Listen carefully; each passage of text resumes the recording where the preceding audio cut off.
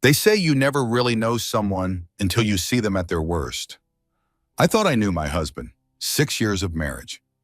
A baby on the way. A future we'd built together. Then I walked into County General Hospital at 2 in the morning and I saw his jacket, draped over a chair, outside labor and delivery room 4. My husband was inside holding another woman's hand, watching her give birth to his child. I was 7 months pregnant. She was having his baby that night. And I realized something in that moment, standing in that fluorescent lit hallway. My whole life had been a lie. But here's the thing. He had no idea who he'd married. He thought I was just a nonprofit worker living paycheck to paycheck. He thought he was the provider, the big man, the one with all the power. He was wrong, so incredibly wrong. What happened next? Let's just say that 2 weeks later, I walked back into that hospital. And when I left, his entire world was destroyed. And mine was just beginning. This is the story of how I lost everything and gained myself. How I went from invisible wife to unstoppable woman. And how the biggest mistake of his life became the best thing that ever happened to me. Stick around, because this story, it gets good. The jacket draped over the chair was Dylan's. Grace would recognize that gray wool anywhere. She'd bought it for him. Grace Winters stood in the maternity ward waiting room at County General Hospital. 2:15 in the morning, the fluorescent lights hummed overhead. That particular sound hospitals make, antiseptic and fear mixed together in the air. Her hand went to her belly. 7 months. The baby kicked, strong, alive, reminding her she wasn't alone even when she felt completely alone. Dylan had called 3 hours ago. Emergency at work, babe. Don't wait up. Love you. His phone had been off since then, straight to voicemail every single time. Owen, Dylan's older brother, had mentioned something at dinner last week. Dylan seemed stressed about something at the hospital. Owen was an accountant, precise with words. He didn't say things by accident, so Grace had driven here. County General, the closest hospital to their rental house. The hospital Dylan had suggested for their birth plan. Good reputation, he had said, close to home. Now she understood why he knew so much about it. The jacket hung on the chair outside labor and delivery room 4. Dylan's phone charger coiled next to it, his favorite coffee mug, the one that said world's best dad that she'd bought him when they found out about the pregnancy, 4 months ago, back when she still believed in things like world's best dads. A nurse pushed through the door, young, tired, night shift exhaustion written across her face. The father can come back, Hal. Baby's crowning. Grace felt her knees unlock, felt the floor tilt. Felt everything she thought she knew slide sideways into a different reality. She walked to the door, not thinking, just moving. Her body knew before her brain caught up. Through the small window, she could see into the room. Dylan stood next to the bed, his hand wrapped around another woman's hand. Younger woman, brunette, screaming through a contraction, face red, hair plastered to her forehead with sweat. Dylan bent down, whispered something in her ear. The woman nodded, squeezed his hand, the same way Grace had practiced, squeezing his hand, at birthing class 6 weeks ago. You'll need an anchor, the instructor had said, someone to ground you through the pain. Grace's hand went to her belly again. The baby kicked harder, as if sensing something wrong. She did what she always did in crisis, counted, 1 breath, 2 breaths, 3 breaths, locked the knees, don't fall, don't scream, not here, not in front of strangers, not in this fluorescent lit hospital corridor that smelled like bleach and broken promises. The nurse noticed her. Ma'am, are you okay? Do you need to sit down? I'm fine. The lie tasted like copper in her mouth, like biting down on aluminum foil. Wrong room, I'm looking for someone else. Are you sure? You look pale. When are you due? 2 months, I'm fine, really. Grace turned, walked, 1 foot in front of the other, past the nurse's station where 3 women in scrubs typed at computers, past the elevator with its cheerful ding, past the gift shop that was closed and dark, to the stairwell, 7 flights down, 1 hand on the metal railing, 1 hand on her belly. Her feet echoed in the concrete space, each step a small decision to keep moving, keep breathing, keep existing in a world that had just fundamentally changed. Her phone buzzed in her pocket. She pulled it out. Dylan. Hey, babe. Emergency resolved. Be home in an hour. Love you. Grace sat down on the concrete steps. Cold seeped through her maternity jeans. The kind she'd bought at Target because Dylan said they needed to save money for the baby. The kind that cost $19 and made her look frumpy. The kind she wore because she thought being a good wife meant being practical. She opened her text messages with Dylan, scrolled back through the past 6 months, every working late message, every client dinner excuse, every team meeting that ran long. She opened their banking app, joint account, the one they'd opened together 3 years ago. Ours, he'd said, everything shared, no secrets. She scrolled through transactions, seeing things she'd trained herself not to see. Small withdrawals, $50 here, $100 there, cash, always cash. For lunch, he'd said when she asked once, easier than using the card. Baby supply purchases, not from her. Different stores, Babies R Us on 8th Street. She'd never been to that location. Bye-bye Baby in Riverside, too far from their house to make sense. Different dates, March 15th, April 2nd, May 20th, different address for delivery. Riverside Apartments, Unit 3B. Grace felt something crack inside her chest. Not break, crack, like ice on a frozen lake. One fissure that would spread and spread until the whole surface gave way. She opened the photo app, their shared cloud account. Dylan's photos uploaded automatically. She'd never looked before. Privacy, trust. What a joke. She scrolled back. 3 months ago, a sonogram photo, black and white, that familiar image. Baby in profile. It's a girl, written across the top. Due date February 14th, Valentine's Day. How poetic. He'd saved it as marketing campaign draft. Grace started laughing, couldn't stop. The sound echoed in the stairwell. Harsh, ugly. The laugh of a woman who just realized she'd been playing checkers while everyone else played chess. Her phone buzzed again. Becca, her best friend. Grace, Owen just called me, said Dylan's been weird. Said you might need me. Where are you? Grace answered. I'm fine. You're not fine. I can hear it in your voice. Where are you? I don't know. Send me your location. I'm coming. I'm at County General. The hospital? Grace, what happened? Is the baby okay?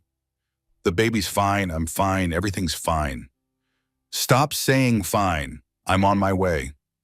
Grace ended the call, stood up, walked down the remaining stairs, through the emergency room exit, into the parking lot where her car waited. She didn't go home. Couldn't. Not to that rental house with its beige walls and cheap carpet. Not to that bed where she'd slept next to a stranger for 6 years. She drove. Nowhere. Everywhere. Her hands shook on the wheel. The streets were empty at 2:30 in the morning. Street lights created pools of orange light on dark asphalt. Stop signs glowed red. The world kept existing even though hers had ended. She ended up at Mel's Diner. 24 hours. The place where she and Dylan had their first date 9 years ago. She'd been 23, fresh out of college, working at a nonprofit, idealistic, believing that love and goodness were enough. He'd been 26, marketing executive, charming, funny. He'd ordered pie, apple pie. My favorite, he'd said. My mom used to make it every Sunday. They'd talked for 4 hours about dreams, about futures, about the lives they wanted to build. All lies. Or maybe not lies.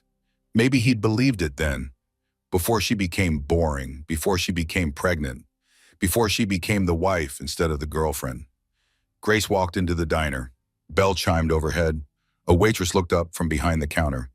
Older woman, 50 maybe. She took one look at Grace's face and said, Honey, you want decaf or full strength? Decaf, please. You got it. Sit anywhere. Grace slid into the booth by the window.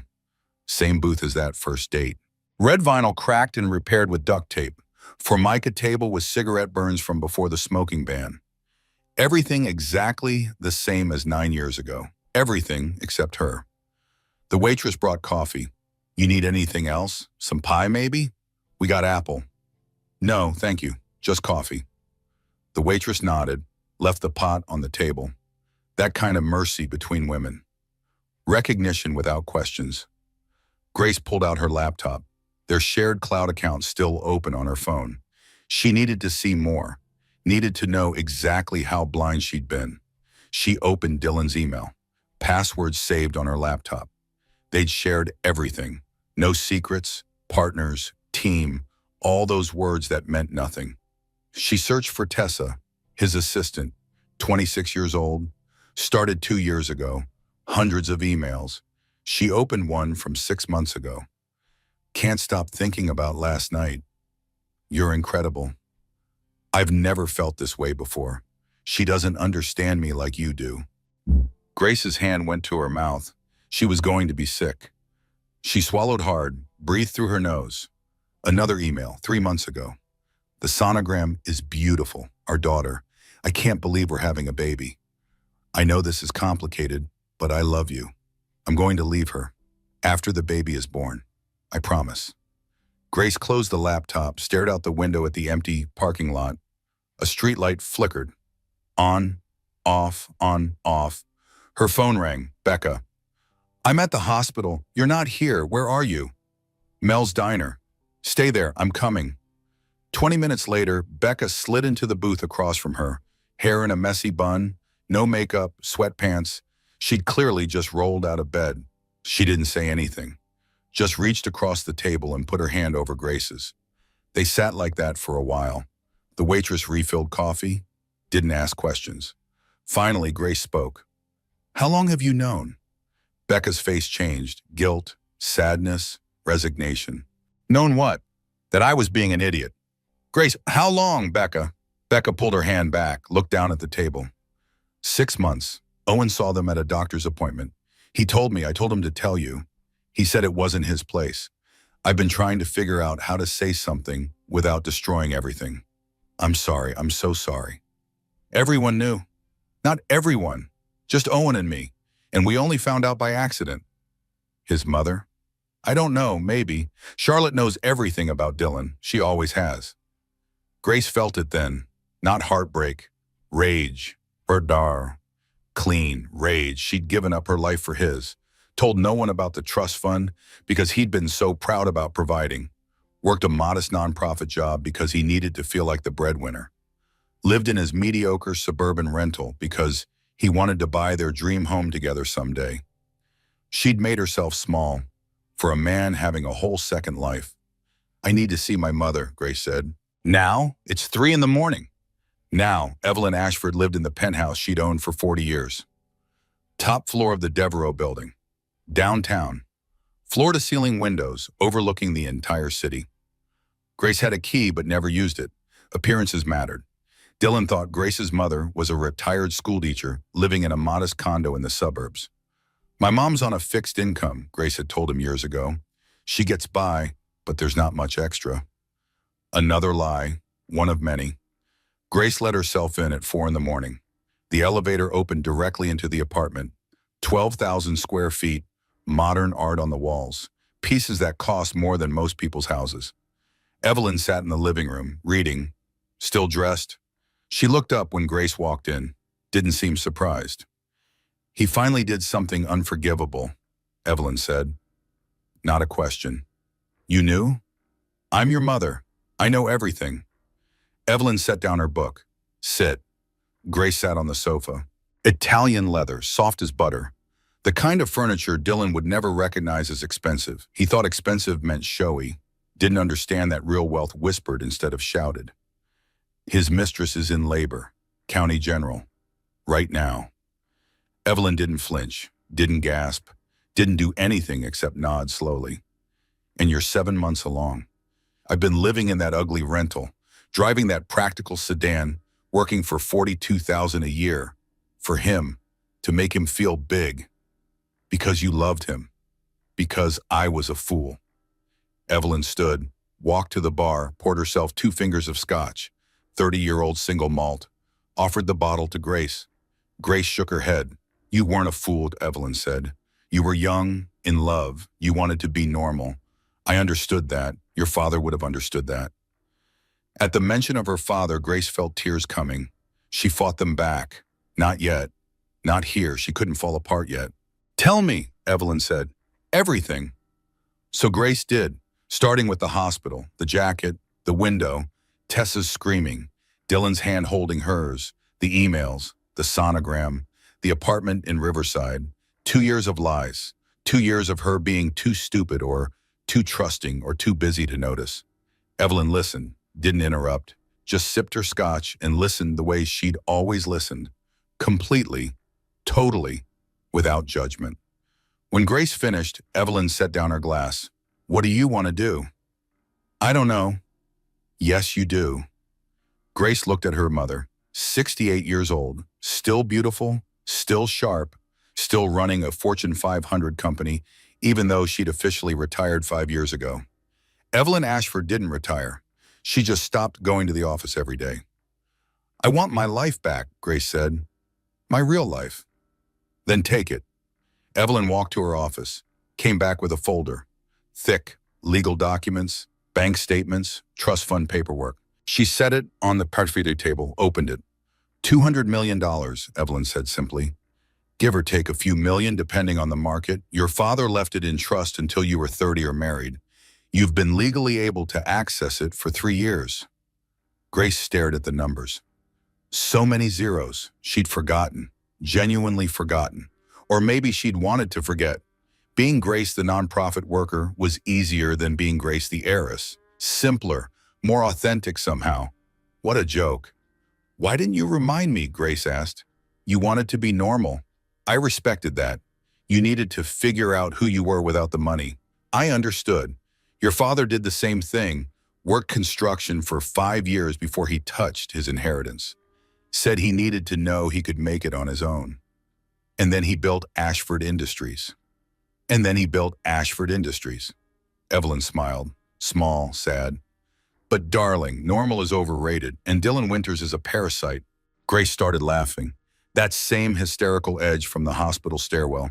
She sat on her mother's imported Italian sofa, 7 months pregnant, hair a mess, still wearing her Target maternity jeans and Dylan's college sweatshirt that she slept in, laughing until she was crying, until she wasn't sure which was which.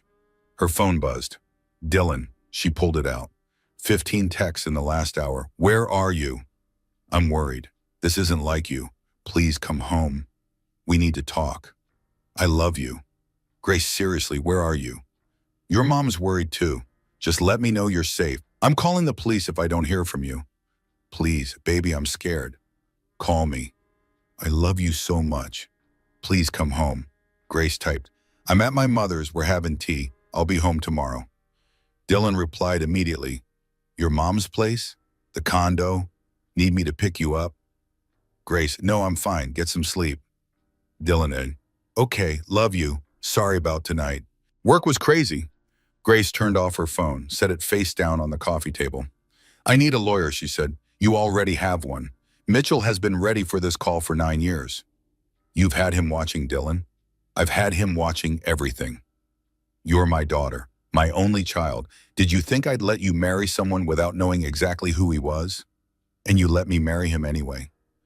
You were in love. You wouldn't have listened. And honestly, he seemed harmless enough. Mediocre. Vain, but harmless. I thought maybe he'd grow up, become better. Men sometimes do. Evelyn picked up her scotch again. I was wrong. He didn't grow up. He just got better at hiding. Grace looked at her mother, really looked. Evelyn Ashford didn't make mistakes often, didn't admit them even less often.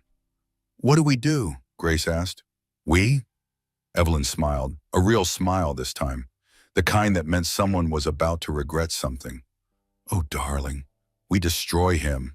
I can't afford. Grace, look at these papers. Really look at them. Grace looked down. $200 million. Her money, her father's legacy, her birthright that she'd forgotten about while living on $42,000 a year in shopping clearance sales. And I need to disappear for a while, Grace said. Can you do that? Evelyn's smile got wider. Darling, I can do anything. Grace didn't go home. Couldn't. Not yet. Not to that rental house with Dylan's lies soaked into every surface. Evelyn made a call. 5 in the morning. Someone answered on the first ring. That's what happened when you were Evelyn Ashford. People answered.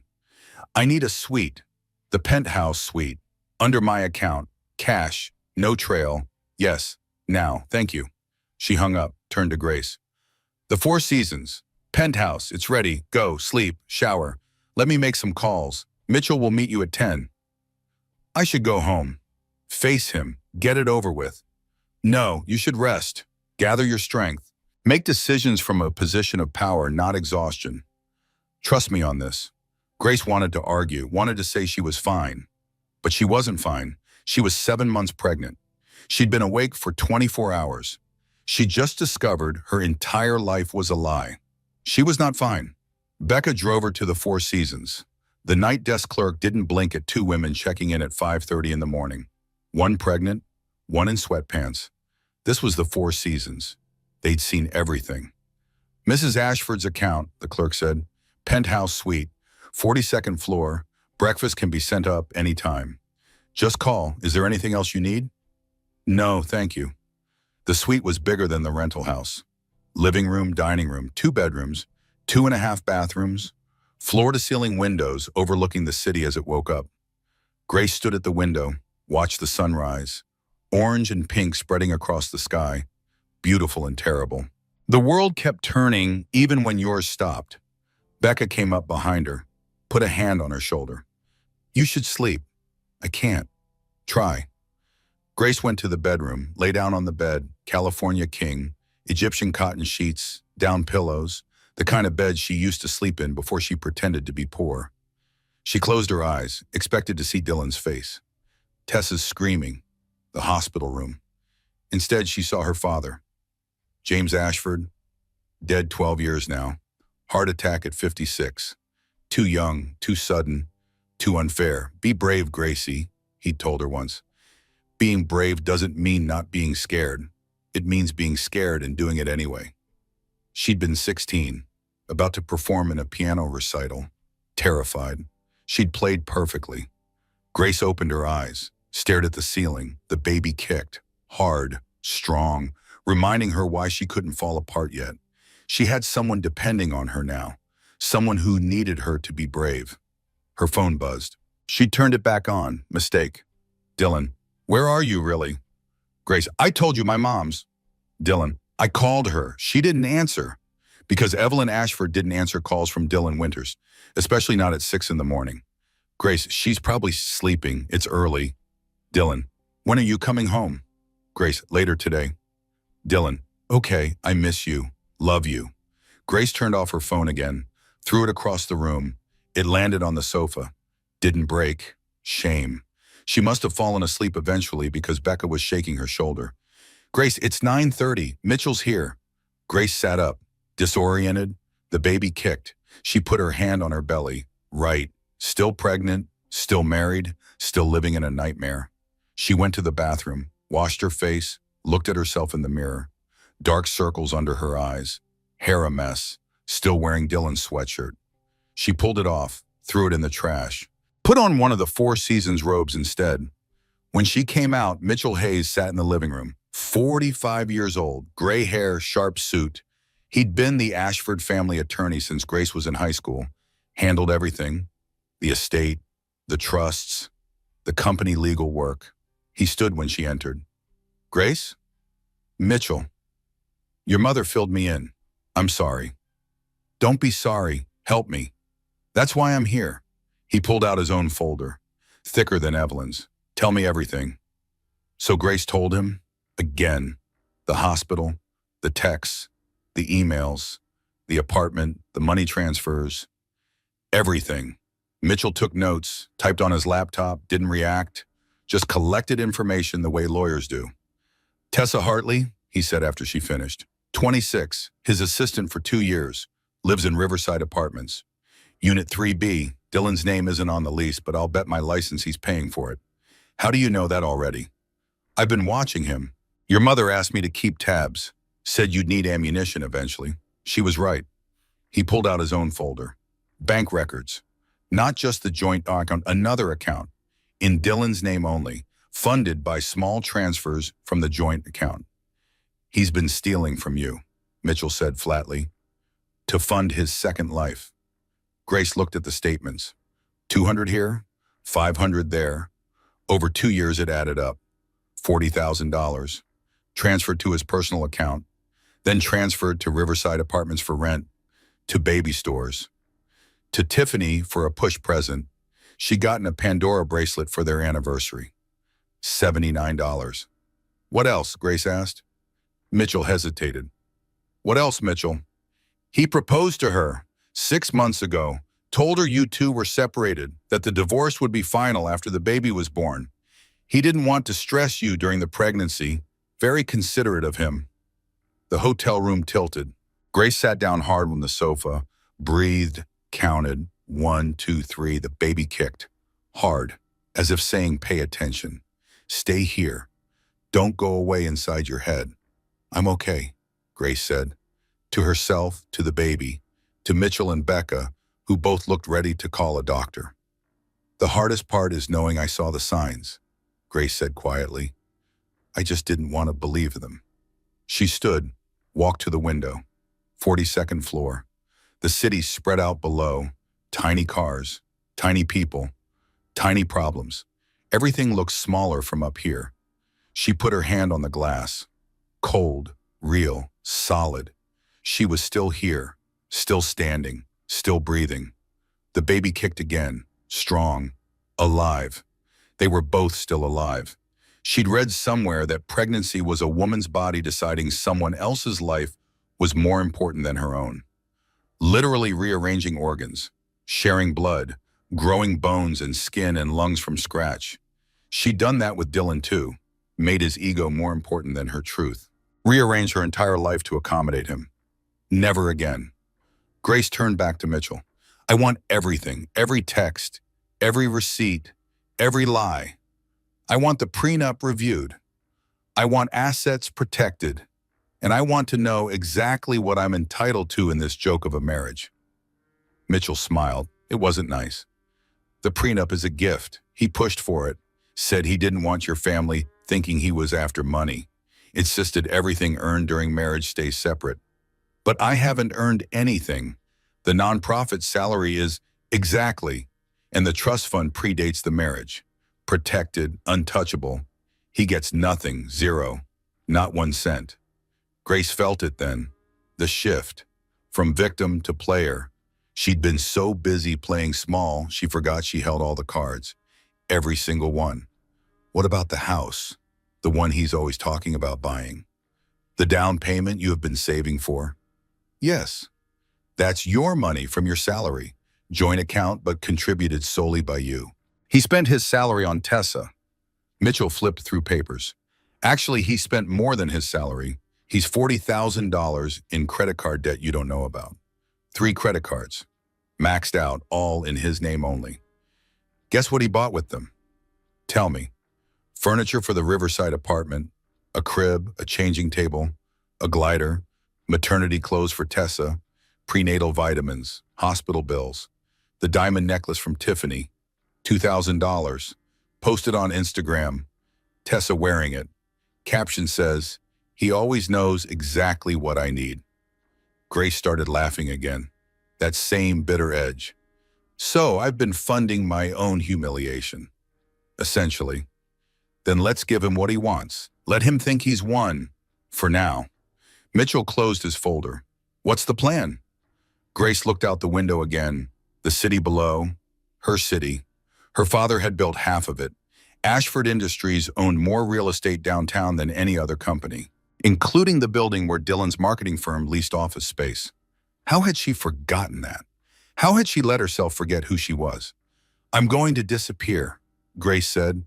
For a week, maybe 2, long enough for him to get comfortable, long enough for him to make mistakes, and then I'm coming back, as myself, my real self, not the version I created for him.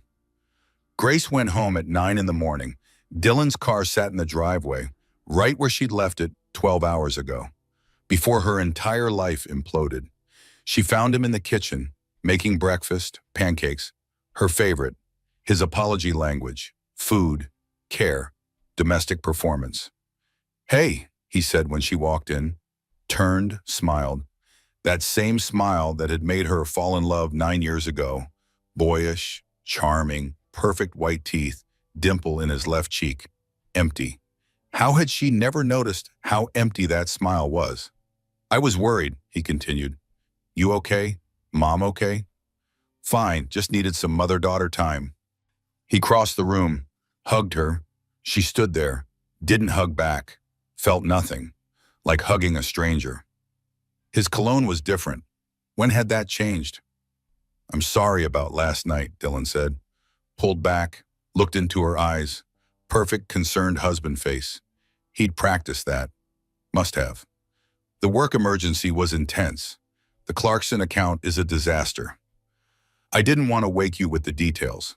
Grace pulled away, walked to the table, sat down, watched him pour orange juice, plate pancakes, add butter, syrup, everything exactly how she liked it. Which hospital were you at? She asked. Casual, just making conversation. He froze for just a second, micro expression, then recovered. Hospital? Owen mentioned you were stressed about something at the hospital. I thought maybe the emergency was medical. Oh no, I mean yes, one of the junior associates, appendicitis, had to cover his work. Poor guy. He's fine though. Surgery went well. Which hospital? County General. That's close. Good hospital. Good reputation. Yeah, I've heard that. He set the plate in front of her, sat down across from her, watched her take a bite. Pancakes that tasted like cardboard, like betrayal, like 6 years of lies. Good? He asked. Perfect. Thank you. Her phone buzzed. Text from Evelyn. Mitchell has everything ready. Whenever you're ready to pull the trigger. Dylan glanced at the phone. Your mom? Yes, just checking in. She's been calling a lot lately. Has she? Feels like it. Everything okay there? She seemed weird when I called this morning. She was probably asleep. You called at 6. I was worried about you. Grace looked at him, really looked, saw what she'd been too blind to see before. The guilt poorly hidden behind concern, the calculation in every word. The way his phone sat face down on the counter, always face down now. When had that started? She felt it building inside her. The rage, the need to scream, to throw the pancakes in his face, to show him Mitchell's folder. Every receipt, every text, every lie documented in black and white. But not yet. Mitchell was right, strategic, calculated, from a position of power. Everything's fine, Grace said, stood up, kissed his cheek. I need to rest. The baby was kicking all night. I barely slept. Of course, I'll clean up. You go rest. Grace went to the bedroom. Their bedroom. Beige walls, cheap furniture from IKEA, his clothes taking up 3/4 of the closet space, her wedding dress shoved in the back, his college trophies on the dresser, her achievements in boxes in the garage because we don't have room. She sat on the bed, fully clothed, shoes on, couldn't make herself lie down, couldn't make herself relax in this space that smelled like his cologne and her stupidity. This room, this house, this life, all a lie. She sat there for 30 minutes, just breathing, just existing, just waiting for her body to stop shaking. Becca texted, you okay? Grace, no, but I will be. Becca, need anything? Grace, a new wish life, yeah. Becca, consider it done. What's the plan? Grace looked around the room, saw it clearly for the first time. The prison she'd built for herself. The cage she decorated and called home. She typed, I'm going to disappear, and when I come back, I'm coming back as myself. That night, Dylan came to bed at 11, kissed her forehead. Love you. Love you too. The lie was getting easier, like a muscle she was exercising. Practice for bigger lies to come. He fell asleep within minutes. The sleep of someone with nothing to hide, or someone who'd gotten very good at hiding things. Grace lay awake, stared at the ceiling, made lists in her head, everything she needed to do, everything she needed to become. At 2 a.m, she got up, went to the kitchen, opened her laptop, started researching prenatal wellness retreats. Found one in the mountains, 2 hours away. Week-long program, no phones, doctor recommended for stress reduction during high-risk pregnancies. Perfect. She called Evelyn, 3 in the morning. Her mother answered on the first ring. What do you need? A prenatal wellness retreat, mountains, week-long. Can you make that happen? Consider it done. When? 3 days from now. I need to set it up, make it believable. I'll have something by morning. Get some sleep, darling. I can't sleep. Then rest. There's a difference. Grace went back to bed. Dylan snored softly beside him. She looked at him, this man she'd married, this stranger in her bed. Who was he? Who had he ever been? Had she ever really known him? Or had she fallen in love with a performance, a character he played? Charming boyfriend, devoted husband, excited father-to-be. All roles, all false. The next morning, Grace casually mentioned the retreat at breakfast. Underbar. Morgan recommended this wellness retreat for high-risk pregnancies, stress reduction. I'm thinking about going. Dylan looked up from his coffee. A retreat? For how long? A week. A week? Grace, that's a long time. What if something happens? It's only 2 hours away, and Dr. Morgan will be checking in. She thinks it's a good idea. My blood pressure's been high. I didn't know your blood pressure was high. I didn't want to worry you. He reached across the table, took her hand. Perfect, concerned husband gesture. Of course you should go, if the doctor thinks it's best. When? This Friday, my mom and Becca are coming too. Girls' trip, sort of. She watched his face, saw the relief, quickly hidden but there. A week without her, a week with Tessa and the new baby. That sounds great, he said. Really great. You deserve some relaxation. Some time with your mom and Becca. You're sure? Absolutely. I'll miss you, of course. But your health comes first. The baby's health. Grace squeezed his hand. You're the best. I try, he smiled, that empty smile. Want me to help you pack? No, I'll handle it. You have work. Okay, but call Mamie every day. I'll worry. I promise. That afternoon she packed. 1 suitcase, left half her clothes in the closet, wouldn't need them. Friday morning came. Evelyn picked her up in her car. Not the Mercedes, the Honda, the one she kept for when she needed to be retired school teacher Evelyn instead of CEO Evelyn. Dylan hugged Grace goodbye. Call me when you get there. Be safe, I love you. I love you too. Another lie. But this time it didn't hurt. This time it felt like the armor. They drove 2 hours, not to the mountains, to the private airport on the east side of the city. Mitchell met them there, more papers. This is the easy part, he said. Sign here, and here, and here. This transfers all assets back to your sole name. This opens new accounts he can't touch. This authorizes me to handle everything while you're gone. Grace signed. Her signature looked different, stronger, more decisive. The signature of someone who'd stopped pretending. What about the joint account? Grace asked. Do you want to empty it or leave it? Leave enough for his regular expenses. Take the rest. Put it somewhere safe. How much is enough? $2,000. That's what he usually spends on rent and utilities. Let him pay his own bills for once. He'll notice. Let him notice. Let him panic. Let him wonder. Mitchell smiled. You're going to be fine, Grace. I know. They boarded the plane, Evelyn's plane. Bombardier Global 7500, $65 million. Dylan thought Evelyn lived on a teacher's pension in a modest condo. Grace sat in the leather seat. Watched the ground drop away. Up here, she could breathe. The city got smaller. Her problems got clearer. Everything looked different from altitude. She ordered sparkling water, put her feet up, let her mother's staff fuss over her. This was her birthright. This freedom, this peace, she'd given it away for a man who never deserved it. Never again. They landed in Jackson Hole 3 hours later. Private terminal. No lines, no security, no waiting. Evelyn owned a compound here. 6 bedrooms, mountain views, staff who understood discretion. The kind of place where billionaires went to hide. Becca was already there. And Owen, Dylan's brother. The one who'd seen, who'd known, who felt guilty. I should have told you, Owen said the moment Grace walked in. I'm sorry, I'm so fucking sorry. Grace looked at him. 48 years old, older than Dylan, more responsible, more honest, too loyal to his baby brother. "You're telling me now," she said. They sat by the fireplace. Real wood, real flames. Grace in cashmere instead of Target clearance. Drinking tea from China instead of chipped mugs.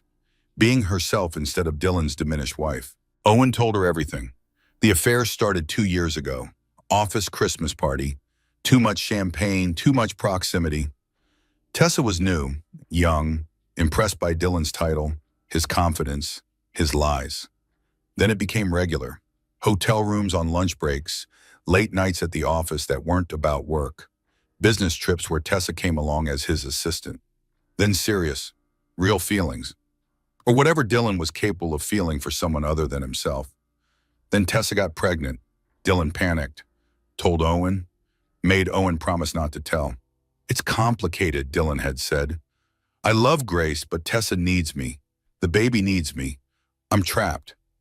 "He said he was going to end it," Owen continued. "Said he loved you, that Tessa was a mistake. Then she decided to keep the baby. Then he kept seeing her, then he proposed to her, told her you two were separated, that he'd leave after your baby was born." "Did he tell her about me?" "Yes, but he said you two had an understanding. Staying together for appearances, for the baby. That the marriage was over, but the paperwork would have to wait." Grace felt it then. The bottom, the absolute bottom. He didn't just cheat. He erased her, made her a plot point in his story with someone else. The bitter wife, the obstacle, the woman standing in the way of true love. She'd been invisible in her own marriage. "I have something else," Owen said quietly. He pulled out his phone. "Audio recording from last week. Dylan and Tessa talking about you. I was at his apartment, helping him install a crib. They didn't know I had my phone recording." "Don't," Evelyn warned. "Grace doesn't need to hear." "I need to hear it," Grace interrupted. "All of it, everything. No more protecting me from the truth." Owen looked at Evelyn. She nodded. He played the recording. Dylan's voice came through the phone speaker. Clear, unmistakable. "She's being so needy lately. Wants me home every night. Talking about the nursery constantly. What color to paint it. What kind of crib to buy. I can't breathe." Tessa's voice, younger, softer. "Just a few more months, then we can be a real family." Dylan, "I know, I just feel trapped. With her, everything's about the baby, the pregnancy, her symptoms. She's exhausted all the time. There's no passion anymore. With you, we actually connect. We talk about things that matter." Tessa, "Do you love her?" Long pause. Grace counted the seconds. With 6, 7. Dylan, "I don't know anymore. I think I love the idea of her, the life we were supposed to have. But actually being with her? It's exhausting. She's exhausting, always needs reassurance, always worried about something. It's like living with anxiety personified." Tessa, "You deserve better." Dylan, "I deserve you. I deserve our daughter. I deserve to be happy." The recording ended. Grace sat there, couldn't move, couldn't breathe. That same frozen feeling from the hospital stairwell. But different this time, colder, harder, more focused. She wasn't frozen from weakness. She was frozen from containing power, from holding back the explosion that wanted to tear through her chest and destroy everything in its path. She was a loaded weapon, cocked, aimed, ready. "When's Tessa being discharged from the hospital?" Grace asked. Her voice sounded calm, even, completely disconnected from the rage burning inside her. Owen checked his phone. "Tomorrow." Dylan took the day off work, told his boss it's for you, prenatal appointment. Grace smiled. "Oh, no." It wasn't nice. "Perfect. I'll be there." "Grace," Evelyn started. Don't tell me to be careful. Don't tell me to think this through. I've been careful my whole life. I've been thinking everything through." "Look where it got me." She stood, walked to the window. The mountains spread out before her. Snow-capped peaks, pine forests, endless sky. Beautiful, untouchable, permanent, like her rage. "I'm going back tomorrow," Grace said. "Lone. I need to do this myself." "What's the plan?" Mitchell asked. I'm going to that hospital. I'm going to walk into that room, and I'm going to introduce myself to Tessa properly as the wife she didn't know existed, the real wife, not the separated one living in Dylan's fantasy. And then, Becca asked, and then I'm going to tell them both who I really am. Show them what Dylan threw away. Watch his face when he realizes he's not the big man. He's not the provider. He's not the one with power. That's cruel, Owen said quietly. He erased me, made me invisible, told her I was exhausting, told her I was needy, told her I was the obstacle to his happiness. Grace turned back from the window. I'm going to show him exactly what exhausting looks like. That night, Grace slept in the main bedroom of the compound. King bed, mountain views, silence except for the wind in the pines. She slept better than she had in months, deeper, more dreamless. As if her body knew something her mind hadn't caught up to yet. She was free, or about to be. The next morning, Evelyn tried one more time. Are you sure about this? There are other ways, quieter ways. I'm tired of quiet. I've been quiet for 6 years, small, accommodating, understanding. Grace picked up her purse, the good one, Chanel, from before Dylan. I'm done being quiet. She flew back alone. Private plane at a private terminal, car service to the hospital. She wore real clothes, designer jeans that actually fit, cashmere sweater, boots that cost more than Dylan's monthly salary, hair done, makeup perfect, looking exactly like what she was. Wealthy, powerful, done pretending. She arrived at County General at 10 in the morning. Discharge time for new mothers, parked in the garage. Dylan's car was exactly where she knew it would be. Same spot as that first night, when her world ended and her new life began. She walked through the hospital, maternity ward. Same waiting room, different woman walking through it now. She knew the room number. Owen had gotten it. Room 412. Grace walked to the door, knocked, didn't wait for an answer, just opened it and walked in. Dylan stood by the bed, holding a baby, Tessa in the bed, pale, exhausted, still wearing a hospital gown, looking at Dylan like he hung the moon. They both looked up when Grace entered. Time stopped. Dylan's face cycled through emotions. Shock, terror, calculation, denial, landed on anger, the sheer audacity of it. Grace, what are you doing here? You're supposed to be at the retreat. Funny story, Grace said. Closed the door behind her, locked it. I was never going to a retreat. She walked further into the room, looked at Tessa, really looked. 26 years old, pretty, brunette, young enough to be fooled, old enough to know better. Hello, Tessa, Grace said. I'm Grace, Dylan's wife. Due in 2 months. We live at 847 Maple Street. Have for 3 years. Our wedding anniversary is June 15th. 6 years ago, Oak Grove Church, 200 guests. My mother gave a speech. Dylan cried during his vows. Tessa's face crumbled. Looked at Dylan. You said you were separated. We are, Dylan stammered. We're just, for the baby, it's complicated. We're not separated, Grace said calmly. We're very much married. He comes home every night. To our bed, to our house. We have sex. We plan our future. Our nursery is painted yellow because we're waiting to find out the gender. He made me pancakes 3 days ago, cleaned up the kitchen, told me he loved me, kissed me goodnight. Grace felt it then. The power of truth, of standing in her reality instead of his lies. She wasn't yelling, wasn't crying, just stating facts, watching his carefully constructed world implode. Grace, you need to leave, Dylan said. His voice had an edge now, dangerous. This is private. Nothing about this is private. You made sure of that. Grace turned back to Tessa. What's your daughter's name? Emma, Tessa whispered. She was crying now, silent tears down her cheeks. She's beautiful. Congratulations. Grace meant it.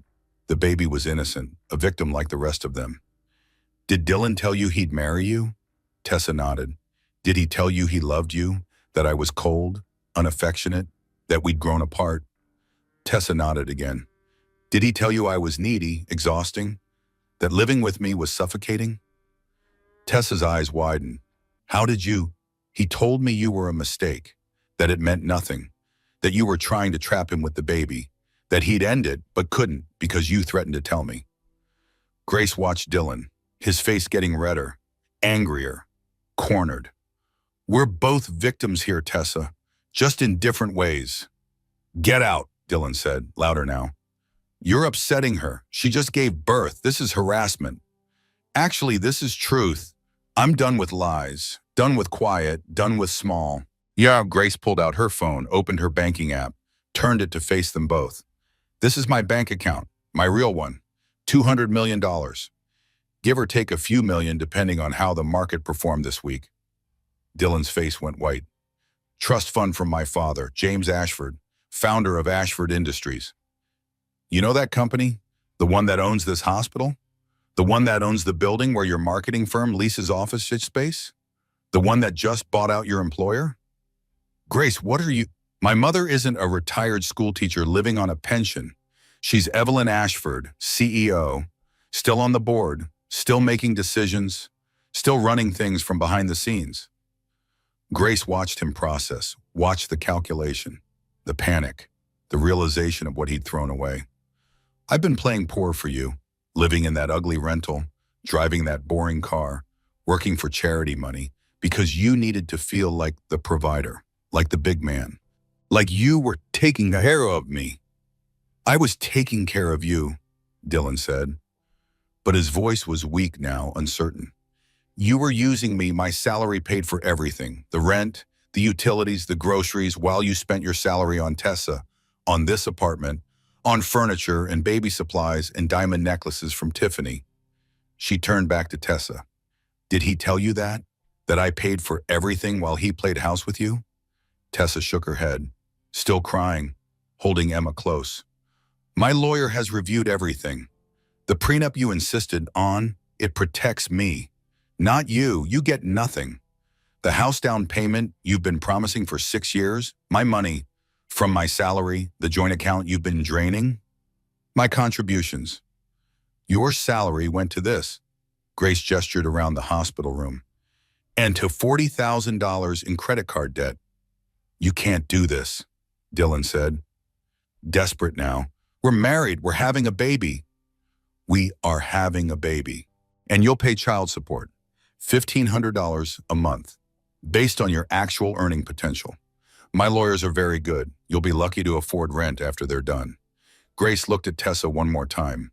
He's all yours. The debt, the lees, the man who needs women to make themselves small so he can feel big. Good luck with that. She walked to the door, unlocked it, stopped with her hand on the handle. Oh, and Dylan, I'm not Grace Winters anymore. I filed the paperwork yesterday. I'm Grace Ashford again. I took my name back, my real name, my father's name, because I'm taking everything back that I gave away for you. She opened the door, walked out, left them both sitting in that hospital room with the consequences of his choices. She didn't look back. Grace walked out of County General for the second time. Different woman than the one who had walked out 5 days ago. Stronger, clearer, angrier in a productive way. She got in the car, not her old sedan, a new Tesla Model X, black. Registered that morning under Grace Ashford. She drove to her new house, not the rental, the estate she had toured 2 years ago with a realtor. Just dreaming, she'd told Dylan afterward. We could never afford something like that. $5 million, 10 acres, mountain views, 6 bedrooms, home theater, wine cellar, pool house. She'd paid cash yesterday.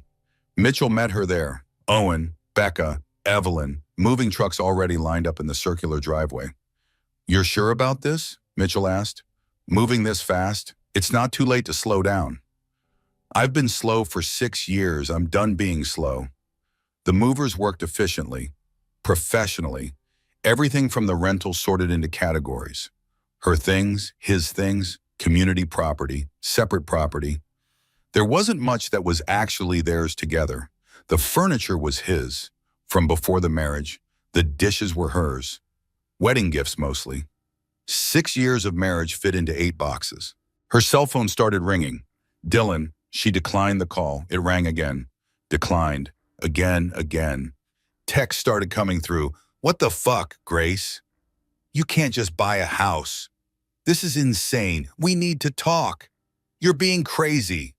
Hormonal. Think about the baby.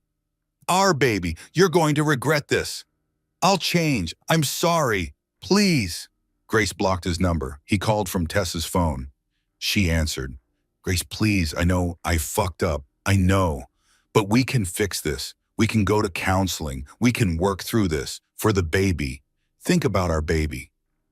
I am thinking about the baby. That's why I'm leaving. So our child doesn't grow up thinking this is what love looks like. You're being vindictive. You are not thinking straight. You're pregnant and emotional, and I've never thought more clearly in my life. My lawyer will contact you about custody arrangements. Don't call me again. Grace, she hung up. Block that number too. Grace stood in her new living room, floor-to-ceiling windows overlooking mountains. Empty space, clean space, hers. She walked through room after room, 10 bedrooms, 12 bathrooms, chef's kitchen, library with built-in shelves, master suite with a balcony and a soaking tub. She'd seen it on a tour once, whispered to Dylan, maybe someday. He'd laughed. Maybe in another life. This life, we're regular people, regular house, regular dreams. This life right here. She sat on the floor in the empty master bedroom. Expensive hardwood, original to the house, 100-year-old oak. Just sat, breathed, existed in space she didn't have to shrink for. Becca found her there 20 minutes later. Food's here. Ty, you need to eat. I'm not hungry. Baby is, come on. They ate pad thai on the floor of the dining room. Paper plates, plastic forks, millionaire eating takeout in an empty mansion. How are you really doing? Becca asked. Grace considered the question. I don't know. I'm angry, relieved, terrified, free, all at once. Is that normal? For this situation, completely normal. I keep waiting to feel guilty, like I went too far, like I should have handled it differently. Did you go too far? I told a woman who just gave birth that her entire relationship is a lie, in front of her baby. That feels cruel. She deserved to know the truth. She's 26, broke, single mother now, no tribe, no education. I destroyed her life. Dylan destroyed her life. You just told her about it. Owen appeared in the doorway, looking nervous. Grace, Dylan's on his way here. My mother called him. She's upset that you bought a house without consulting the family. Let him come. Are you sure? He's really angry. I'm counting on it. Actually, call the police. Tell them there might be a trespassing situation. Give them Dylan's description. Ask them to send someone. Becca grinned. You're kind of a badass now. I've always been a badass. I just forgot for a while. 20 minutes later, Dylan's car came screaming up the driveway. Gravel spraying, he slammed on the brakes, got out, saw the moving trucks, the house, the gates, the security cameras. His face cycled through emotions. Shock, rage, disbelief. He ran to the door, started pounding. Grace, open this door. This is insane. You can't just buy a house. We're married. We make decisions together. Grace opened the door. Security guard beside her, hired that morning from a private firm. Mr. Winters, you're trespassing. Please leave. Trespassing? This is my wife. My family. This is my business. I'm not your wife anymore. Papers are being filed Monday, and this is my business. My house. My property. You need to leave. I'm not leaving until we talk. Until you explain what the hell is going on. The police arrived. 2 squad cars. Mitchell had called ahead. Explained the situation. Pregnant woman, volatile estranged husband. Domestic situation. Sir, you need to leave the property, one officer said. Dylan looked at Grace, really looked at her. Maybe for the first time. Saw her clearly. She wasn't the same woman he'd married. Standing tall in designer clothes in front of a mansion with lawyers and security and police backing her up. You planned this, Dylan said. You set me up. No, you destroyed yourself. I just stopped cleaning up your mess. Grace felt it click into place. The final transformation. She wasn't the girl who fell in love with his charm, wasn't the wife who made herself small, wasn't the victim of his betrayal. She was herself, finally, completely, unapologetically. The Grace I married would never do this, Dylan said. The Grace you married never existed. I was playing a role, pretending to be who you needed me to be. That woman is gone. The police escorted him off the property. He went. Didn't have a choice. Grace closed the door, leaned against it, let out a breath she'd been holding for what felt like years. That was intense, Owen said. That was necessary. Her phone rang as a unknown number. She almost didn't answer. Did anyway. Mrs. Ashford, this is Victoria Marshall. I'm Tessa Hartley's attorney. My client would like to speak with you. Would you be willing to meet? Grace looked at Mitchell. He shrugged. Your call. Why? Grace asked. Because she has information you need, and you have resources she needs. 5 o'clock, Brewster's coffee shop downtown, public place, safe. Will you come? Grace shouldn't, should let it go, should move on, should never see that woman again. But curiosity won. I'll be there. Grace arrived at Brewster's coffee shop at 5 exactly. Victoria Marshall sat in the corner. 50-something, sharp suit, auburn hair pulled back, professional. Mrs. Ashford, thank you for coming. She stood, shook Grace's hand, firm grip. My client will be here shortly. She's nervous. She should be. That's fair.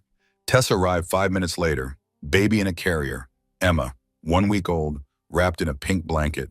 They sat, awkward, painful, 2 women destroyed by the same man. Tessa spoke first. I'm sorry. Grace blinked. You're sorry? I didn't know. I knew you existed, but he said things and I believed him. I wanted to believe him. Tessa's voice cracked. I'm 26. He was my boss. He seemed sophisticated, worldly, trapped in a loveless marriage. I thought I was helping him escape. Grace looked at her, really looked, saw past the anger, saw another woman manipulated by Dylan's lies. He told me you were frigid, Tessa continued, that you married him for stability, that there was no passion, that you both agreed to stay together for appearances but had an understanding, open marriage, sort of. We didn't. I know that now. Tessa looked at Emma. I have a daughter, no gorso, no savings, no degree. I dropped out of college sophomore year. Needed to work, support myself. I thought Dylan was my chance at something better, at stability, at family. What do you want from me? Nothing. I want to tell you something. Dylan has another woman. The coffee shop tilted. Grace grabbed the table. What? Victoria pulled out a folder. Photos, time-stamped. Recent, last month. Dylan, with another woman. Not Tessa, not Grace, someone new. Even younger, blonde, pretty. Her name is Amber Collins, Tessa said. 23, started at the firm a month before I went on maternity leave. His new assistant. I saw texts on his phone 2 weeks ago, same pattern, same lines. My wife doesn't understand me. You're different, and this feels real. Grace stared at the photos. Dylan and Amber at a restaurant, at a bar, in his car. He wasn't a man who made a mistake. He was a serial cheater, a predator, a pattern. I didn't cause this, Grace said quietly. To herself, to Tessa, to the universe. I couldn't have prevented this. This is who he is. Yes, Victoria said, this is who he is, and he'll do it again, and again, until someone stops him. Why are you telling me this? Grace asked Tessa. Because I'm broke. I have a baby, no job, no references because my boss got me pregnant, no education to fall back on, no family support. My parents cut me off when I got pregnant, said I made my bed, and I'm about to get destroyed in court when Dylan fights custody and support. You want money. I want justice. But yes, I also need money. Victoria works on contingency. She thinks we have a case. Workplace harassment, abuse of power, coercion. But litigation takes time. Months, maybe years. I can't wait that long. Grace looked at Victoria Marshall. What exactly are you proposing? Cooperation, you have resources, legal power, information. Tessa has testimony, evidence, credibility as the other injured party.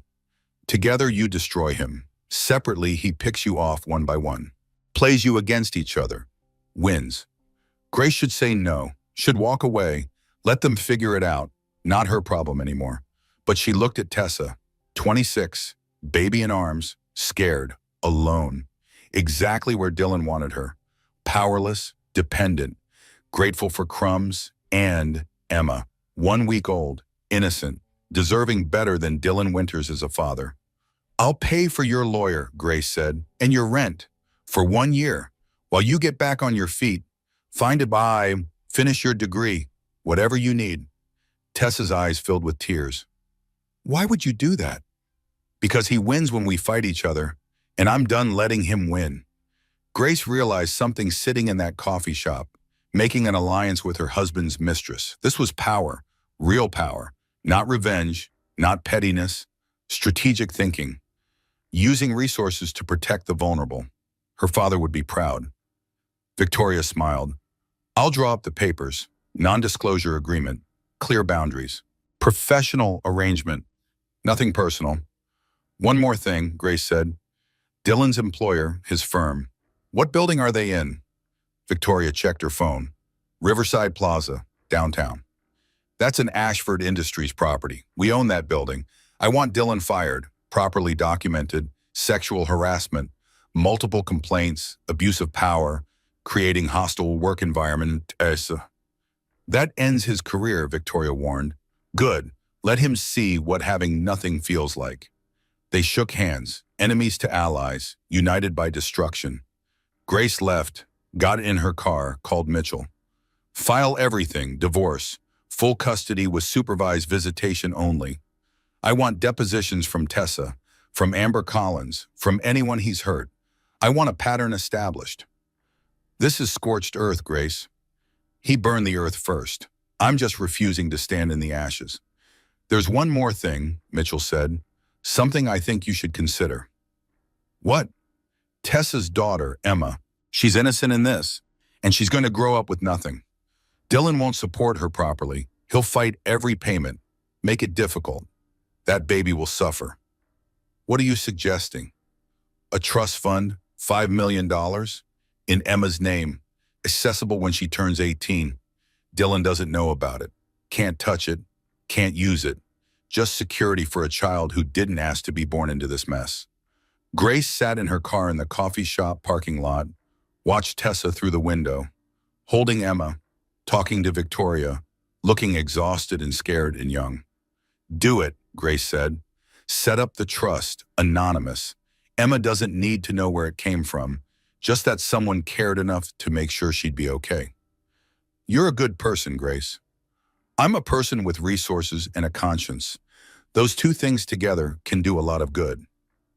She drove home, to her actual home, the mansion on 10 acres, pulled through the gates, parked in the circular driveway. Furniture had arrived while she was gone. Movers unpacking, placing pieces, creating a home from an empty space. Her mother sat in the living room, directing traffic. That couch goes there, no, 3 feet to the left. The art needs better lighting. Call the electrician. Mom. Evelyn turned, smiled. There you are. What do you think? Too modern? Not modern enough? It's perfect. Liar, but we'll make it work. How did it go with Tessa? We're allies now, sort of. Smart. Keep your enemies close. She's not my enemy. She's another victim. Even smarter. Compassion is a weapon people never see coming. Grace sat on the new couch. Leather, Italian, soft. I set up a trust fund for her daughter. I know. Mitchell called me. That's good. That is right. Your father would have done the same thing. Would he? In a heartbeat. He always said the measure of a person is what they do when no one's watching. When there's nothing to gain. You don't need to help that baby. No one would blame you for walking away. But you're doing it anyway. That's character. Grace felt tears coming, fought them back. I don't feel charitable. I feel angry. Good. Anger is useful. Anger gets things done. Just don't let it consume you. Use it. Channel it. Then let it go. How do I let it go? You're asking the wrong person. I've held grudges for 40 years. Evelyn poured herself a scotch. But you're better than me. You always have been. That night, Grace slept in her new bed, king-sized, new sheets, new pillows, new everything. No Dylan, no lies, just her and the baby kicking inside her. She put her hand on her belly. Just us soon, she whispered.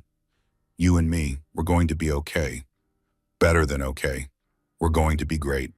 The baby kicked back, strong, alive, agreeing. Monday morning came. The divorce papers were filed. Process server showed up at Dylan's mother's house at 8 a.m. Charlotte Winters answered the door in her robe, saw the papers, saw Grace's name, saw the filing. She called Grace immediately. Grace was sitting in her home office, looking out at the mountains, coffee in hand, baby kicking. She answered on speaker. Mitchell and Evelyn both present. How dare you, Charlotte said without preamble. After everything we've done for you, welcomed you into our family, treated you like a daughter, and this is how you repay us? Charlotte, Dylan had an affair, got his mistress pregnant, lied for 2 years, stole from our joint account, proposed to another woman while married to me. What exactly did you do for me? Boys make mistakes. You're supposed to forgive. Work through it. That's what marriage means. No, that's what enabling means. I'm done enabling Dylan's behavior. You're being vindictive, hormonal. You'll regret this when you calm down. I regret the 6 years I wasted on your son. I don't regret taking my life back. Charlotte played her final card. The baby, you're carrying his child. You'd really deprive your child of a father? Grow up without a dad? That's cruel. I'm depriving my child of a bad example. Dylan can be a father on supervised visits once he proves he's capable of basic responsibility. Safe? He'd never hurt Charlotte. He's already hurt, repeatedly, systematically, multiple women. That's who your son is. Accept it or don't. I don't care anymore. Grace hung up. That felt good, she said. It looked good, Evelyn replied. You're getting better at this. Owen texted minutes later. Mom is losing her mind. Dad's furious. They're blaming you for Dylan's problems, saying you drove him to cheat. Sorry. Grace replied, not your fault. Let them think what they want. The next week moved fast. Victoria filed her complaint with Dylan's employer. Sexual harassment, abuse of power, multiple subordinates, pattern of behavior. The company investigated, fast, thoroughly. They didn't want liability. Amber Collins came forward, confirmed the relationship, said he'd promised to leave his wife, said he'd told her Grace was separated. 2 other former assistants came forward. From before Tessa, Dylan had been doing this for years, using his position, his power, his charm. The company fired him, effective immediately, escorted from the building, reputation destroyed, career over. In marketing, you couldn't recover from this. The industry was small, word traveled fast. Dylan Winters was toxic now, untouchable. He tried to fight, hired a lawyer, cheap one, on credit, filed a countersuit, claimed Grace had abandoned him, wanted spousal support, wanted half her assets. Mitchell laughed when he saw the filing. He still doesn't understand. You had nothing during the marriage. Everything stayed separate per his prenup. The trust fund predates the marriage. Protected. He gets 0. Court date was set for 2 weeks later. Grace didn't attend, sent Mitchell instead. He returned that afternoon. Complete victory. Judge reviewed the prenup, reviewed the evidence of his affairs, his theft from the joint account, his debt, ruled no spousal support, no assets. Child support set at $1,500 per month based on his actual earning potential. Supervised visitation until the child is 2 years old, pending psychological evaluation. How did he react? He cried, told the judge you were destroying him, that he made mistakes, but he loved you, that this was too harsh. What did the judge say? That love doesn't include lying, cheating, stealing, and manipulation. Told him to get therapy, court dismissed. Grace sat in her home office, looked out at the mountains, felt the baby kick. strong and ready to be born into a better world than the one Grace had been living in. She felt it then, not triumph, sadness, for the man she'd thought he was, the life she'd thought they'd have, the dreams that were never real, but also relief, clean, pure relief. She went to the nursery in her new house, gray walls, white clouds, soft light through plantation shutters, everything ready, clean, new, untainted by lies. She sat in the rocking chair, expensive one, the kind she'd admired in stores but never bought because they needed to save money. Put her hands on her belly, felt the baby kick. This child would never see her diminished, would never watch her make herself small, would know from birth that taking up space wasn't just acceptable, but necessary. Becca found her there. "You okay?" "I keep waiting to feel bad, guilty, like I went too far." "And?" "Nothing, I just feel free." "Good, that's exactly how you should feel." Grace realized something then. The transformation was complete. She wasn't the girl who'd fallen for charm, wasn't the wife who'd shrunk herself, wasn't even the woman who'd discovered betrayal. She was rebuilt, stronger, wiser, whole, and she was about to be a mother, on her own terms. 2 months passed. Grace settled into her new life. The mansion became home, furniture arranged, art hung, warmth added to expensive spaces. She worked with her mother, eased back into Ashford Industries, started attending board meetings, strategy sessions, acquisition talks. Not charity work for $42,000 a year. Real work, important work, using her brain, her education, her inheritance. She was good at it. Always had been. She'd just forgotten. Dylan existed on the periphery, supervised visits with Emma every other Saturday, 2 hours, neutral location, court-appointed supervisor present. He showed up on time, tried to be a father, but separate, distant, a footnote, not a chapter. Grace heard through Owen that Dylan was in therapy, working on himself, dating someone age-appropriate, 35, divorced, no kids, normal relationship, normal pace, good for him. It didn't affect her. Tessa texted occasionally. Updates. Emma was thriving, healthy, happy. Tessa had enrolled in online classes, business degree, using the year Grace had given her, making it count. They weren't friends, but they weren't enemies. Just 2 women who'd survived the same storm, connected by destruction, moving forward separately. Grace's due date approached. She prepared. Hospital bag packed, birth plan written, Dr. Morgan on call, everything ready. But the baby had other ideas. 3 a.m. on a Tuesday, Grace's water broke. Alone in the mansion. No panic, just clarity. She called Evelyn. "It's time." "I'm on my way," called Becca. "Labor started." 20 minutes, called Mitchell. "Just so you know, baby's coming." "Good luck, call me after." She didn't call Dylan. He had no rights until the baby was born. Court order, supervised access only. After birth, not during. They met her at the hospital. Different hospital, not county general, never county general. Private facility, VIP suite. Evelyn's name on the account. Labor was long, 30 hours. Hard, painful. Everything they don't tell you in birthing class. But Grace had done hard things. This was nothing compared to the past 4 months. Discovering betrayal, ending a marriage, rebuilding a life. This was just pain. Temporary, purposeful, leading somewhere good. Dr. Morgan stayed with her. "You're doing amazing. Just breathe. You've got this." Grace did have this. She'd survived worse, much worse. The baby came at dawn, golden light through hospital windows, birds singing outside. Girl, 8 pounds, 2 ounces, healthy, perfect, 10 fingers, 10 toes, lungs that work perfectly, screaming to prove it. They placed her on Grace's chest, warm, wet, alive.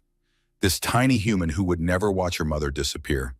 Who would grow up knowing women could be powerful and soft, rich and kind, strong and vulnerable? "Her name?" the nurse asked. Grace looked at her mother, her best friend, the women who'd stood by her through everything.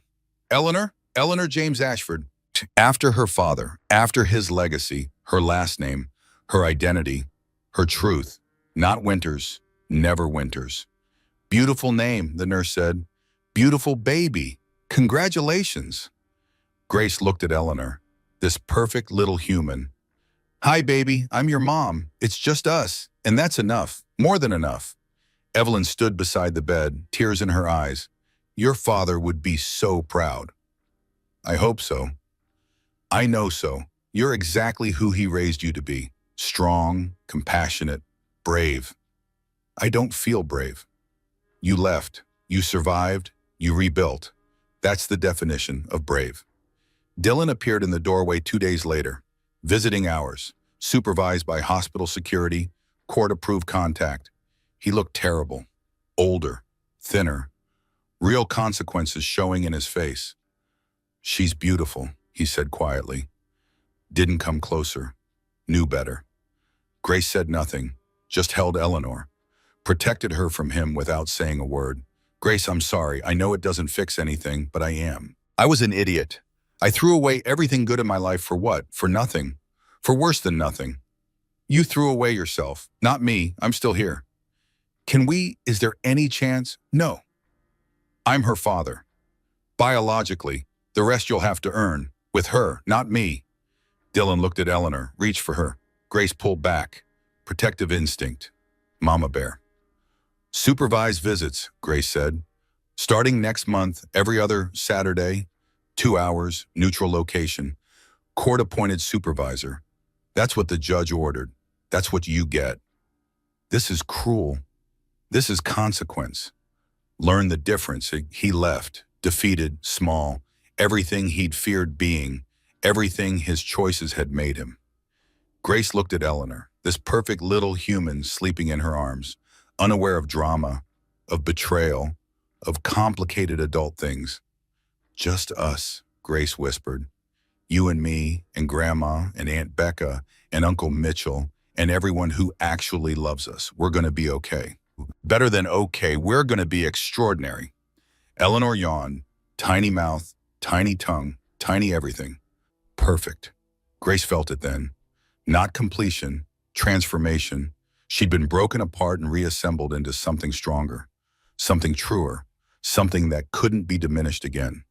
She was Grace Ashford, mother, heiress, survivor, herself, finally, completely, unapologetically. Eleanor was 6 months old, sitting up, babbling, smiling at everything. The happiest baby Grace had ever seen. Grace was back at work full-time, running her division at Ashford Industries, making decisions, leading teams, using her brain for something other than wondering where her husband was at night. The mansion was home now, really home. Pictures on the walls, toys in the living room. Eleanor's laugh echoing through expensive spaces, making them warm, real, lived in. Dylan existed on the periphery, every other Saturday, 2 hours, supervised visits. He showed up, tried, brought toys, made Eleanor laugh, but separate, distant, required, not wanted. Grace heard through Owen that Dylan was doing better. Therapy was helping. He'd gotten a job, not marketing, sales, entry level, starting over at 36, paying his child support, meeting his obligations, growing up finally. Good for him. It still didn't affect her. Tessa graduated, online business degree, finished in 18 months, got a bomb, entry-level accounting, working her way up, still using the support Grace provided, making it count, making something of herself. They'd met for coffee once, awkward, careful, but civil. 2 women who'd survived the same man, connected by destruction, moving forward separately but not as enemies. Thank you, Tessa had said, for helping. You didn't have to. I did have to. Helping isn't about deserving. It's about capability and conscience. Emma will know. When she's older, I'll tell her about the trust fund, about your kindness. Don't. Let her think it's from you, that you planned ahead, took care of her. Because you are taking care of her, you're working, studying, building a life. That's everything. Grace sat in her home office one Wednesday afternoon, Eleanor napping, mountains visible through the windows, coffee in hand, reviewing acquisition proposals. Her phone rang. Unknown number. She answered. Mrs. Ashford? This is Jennifer Wallace. I'm a reporter with Times Magazine. I'm working on a story about women in business who've overcome personal adversity. Your mother mentioned you might be interested in talking. Grace hesitated. Her story was private, personal, painful. Did she want it public? But maybe it was also important. Maybe another woman needed to hear it. Needed to know she could survive, could thrive, could take her life back. What kind of story? Grace asked. Women who stopped making themselves small, who stepped into their power, who rebuilt their lives on their own terms after crisis. Women who chose themselves. Grace looked around her office, the life she'd built, the woman she'd become, the truth she'd claimed. I'm interested, Grace said. What do you need to know? They talked for an hour. Grace told her story, not all of it. The personal parts stayed personal, but the shape of it, the bones, the transformation from diminished wife to empowered woman. This is powerful, Jennifer said. Can I send a photographer? Get some photos? You and your daughter? Your mother, maybe? Yes, but Eleanor's face stays private, and we have final approval on everything published. Of course, thank you for sharing your story. It's going to help people. After she hung up, Grace sat with that thought, her story helping people, her pain becoming someone else's roadmap, her survival becoming someone else's hope. The baby monitor crackled. Eleanor waking up, babbling, happy sounds. Grace went to the nursery, picked up her daughter. Hi, sweet girl. Good nap? Eleanor smiled, grabbed Grace's hair, pulled, laughed when Grace pretended it hurt. You're trouble, Grace said. Just like your grandma, just like me. Good. The world needs more troublemakers. That evening, Evelyn came for dinner. They ate in the dining room. Real dinner. Roasted chicken, vegetables, wine for Evelyn, water for Grace. Still nursing. I heard you talk to Jennifer Wallace, Evelyn said. You recommended me. I did. Your story deserves to be told. It's not a story, it's my life. It's both, and it's important. How many women are living the way you were, making themselves small, pretending, losing themselves for men who don't deserve them? I don't know. Too many, and they need to know they can leave. They can survey, they can be extraordinary on the other side. Grace fed Eleanor, tiny bites of mashed sweet potato, Eleanor's favorite, making a mess, getting more on her face than in her mouth. Do you regret it? Grace asked. Dad, your marriage. Giving up your career for a while when I was born. No, because I chose it. Actively, consciously. Your father never asked me to be small, never needed me diminished to feel big. We were partners, real partners, equal. That's the difference. I miss him. Me too, every day. But he gave us both something important. He showed us what real partnership looks like, what real love looks like, so we'd know the difference. I didn't know the difference with Dylan. You were young, in love. You learned. That's all we can do. After dinner, after Eleanor was asleep, Grace stood at her bedroom window, looked out at the mountains, the stars, the vast darkness punctuated by light. She'd lost a husband, found herself. Was that a fair trade? Yes, absolutely yes. Without question, yes. She'd rather be alone and whole than partnered and diminished. Rather be single and powerful than married and invisible. Rather be herself than anyone's version of her. The baby monitor crackled. Eleanor making sleep sounds. Content, safe, loved. Grace had given her daughter something Dylan never could. A mother who knew her worth, who took up space, who refused to shrink. That was the real inheritance. Not the money, not the house, not the company. The knowledge that you could be knocked down and get back up, could be broken and rebuild, could lose everything and still be whole.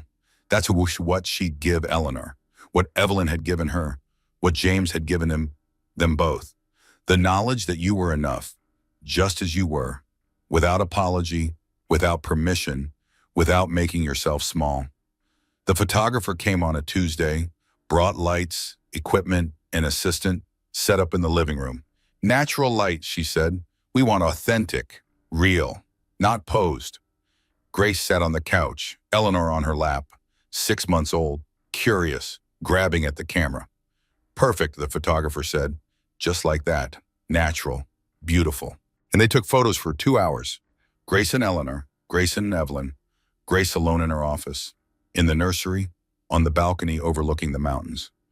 Tell me your story, the photographer said. While I shoot, it helps with authenticity. I can capture real emotion. So Grace talked, told the story, discovering the affair, the hospital, the mistress giving birth, walking away, revealing her wealth, taking her life back. The photographer stopped shooting, looked at Grace. That's the most badass thing I've ever heard. It didn't feel badass, it felt necessary. That's what makes it badass. You didn't do it for revenge. You did it for survival. For your daughter, for yourself. Jennifer Wallace came the next week, recorded the interview, asked questions, deep questions, hard questions, on important questions. When did you realize the marriage was over? In the hospital stairwell, sitting on concrete steps, realizing I'd made myself invisible. What was the hardest part? Knowing I'd seen the signs, I'd just chosen not to believe them. That's on me. Is it, or is it on him for lying? Both. He lied, I looked away. We both created that dynamic. What would you tell other women in similar situations? Grace thought about that, chose her words carefully. You're not crazy, trust your instincts, and leaving doesn't mean you failed. Sometimes leaving means you finally succeeded. You succeeded at valuing yourself, at knowing you deserve better, at choosing you. Do you hate him? Your ex-husband? No, I don't think about him enough to hate him. He's just a person I used to know, a mistake I learned from, but not someone who gets space in my head anymore. That's powerful. That's freedom. The article came out 6 weeks later. Cover story, photo of Grace and Eleanor. Eleanor's face carefully obscured, protecting her privacy. Headline, The Woman Who Chose Herself. The article was fair, honest, didn't sensationalize. Told Grace's story with respect and nuance. How she'd hidden her wealth, made herself small, discovered betrayal, took her power back. But more than that, it talked about patterns, about women who diminish themselves, about the cost of making yourself small for someone else's ego, about the importance of knowing your worth. The response was overwhelming. Women reached out, hundreds of them, thousands, sharing their own stories, their own betrayals, their own journeys from small to whole. You gave me permission to leave. I thought I was crazy. Your story showed me I wasn't. I'm filing for divorce tomorrow. Thank you for being brave first.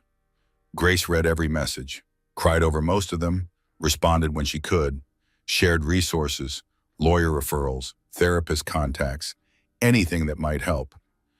You started a movement, Evelyn said. I just told the truth. That's how movements start, Dylan called. First time in 8 months, Grace answered. Curious. I read the article, he said, and is that really how you saw our marriage? You as invisible, me as a villain? That's how our marriage was, whether you saw it or not. I loved you. No, you loved having someone who made you feel important. There's a difference. I'm trying to be better. Therapy, work. I'm paying child support. Showing up for Eleanor. Good, keep doing that. For her, not for me. Do you hate me? Grace thought about that, realized the answer surprised her. No, I don't hate you. I don't really feel anything about you. You're just a person I used to know. That's worse somehow. Is it? I thought indifference was what you wanted.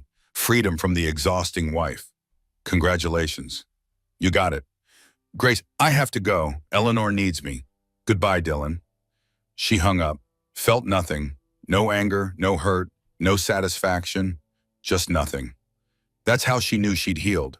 Not when she stopped being angry, when she stopped caring. 1 year after the hospital, 1 year after everything changed, Grace stood in front of the board at Ashford Industries. 20 people, powerful people, making decisions that affected thousands of lives. The acquisition makes sense, she said, financially, strategically, ethically. We should proceed. The board voted, unanimous approval, Grace's recommendation, Grace's leadership, Grace's vision. After the meeting, Evelyn pulled her aside. Your father would be so proud. You keep saying that. Because I keep meaning it. You've become exactly who he hoped you'd be. Strong, compassionate, smart, powerful without being cruel. That's rare. I learned from the best. You did, but you made it your own. That's the important part. Eleanor was 1 year old now, walking, almost talking, saying mama and nana and no. The important words. Grace threw her a birthday party, the mansion, balloons, cake friends, family, the people who mattered. Dylan came for 2 hours. His allotted time brought a gift, a teddy bear. Eleanor ignored it, preferred the wrapping paper. He looked better, healthier, older in a good way. Growth looked like aging sometimes. She's beautiful, he said to Grace. You're doing an amazing job. Thank you. I mean it. She's happy, healthy. You're a good mother. I know. No false modesty, no diminishing, just truth. She was a good mother. She knew it. I'm dating someone, Dylan said. Serious, I wanted you to know before Eleanor meets her. Okay, let me know when you're ready for that. We'll coordinate. That's it? No jealousy? No anger? Why would I be jealous? You were never mine to lose. I just didn't know it until I did. After the party, after everyone left, Grace sat on the floor in Eleanor's nursery, cleaned up wrapping paper, balloons, the debris of celebration. Eleanor toddled over, grabbed Grace's hair, her favorite activity, pulled, laughed. You're trouble, Grace said, but you're my trouble. Eleanor laughed harder, said something that might have been mama, or might have been more, or might have been nothing. Hard to tell with 1-year-olds. Grace picked her up, held her close. This tiny human who'd changed everything, who'd given her a reason to be brave when she didn't feel brave, who'd forced her to build a better life because doing it for yourself is hard, but doing it for your child is essential. Want to know a secret? Grace whispered. You saved me. The day I found out about you, the day I saw those 2 lines on that test. I didn't know it yet, but you saved me. You gave me a reason to stop being small, to start being real, to choose myself so I could teach you to choose yourself. Eleanor grabbed Grace's nose, laughed, didn't understand the words but understood the love. We're going to be okay, Grace said. Better than okay. We're going to be extraordinary. Her phone buzzed. Text from Becca. Saw the acquisition announcement. Badass. Drinks tomorrow? Grace. Can't. Eleanor has swimming lessons. Becca. You're such a mom. Grace. Best job I've ever had. That night after Eleanor was asleep, Grace stood on her balcony, looked out at the mountains, the stars, the world spread out below. She thought about Dylan, about Tessa, about the woman she'd been a year ago, scared, small, invisible. That woman was gone, not erased, transformed. Every experience, even the painful ones, had built her into who she was now, stronger, wiser, more herself than she'd ever been. Someone knocked on her bedroom door, Evelyn. Can't sleep? Grace asked. Never could. Your father used to joke that I'd sleep when I was dead. Might be right. Evelyn came out to the balcony, stood beside Grace. What are you thinking about?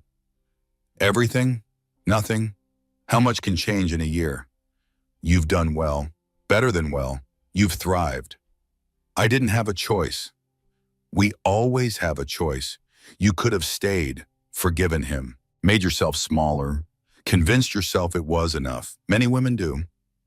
I know, I almost did. What stopped you?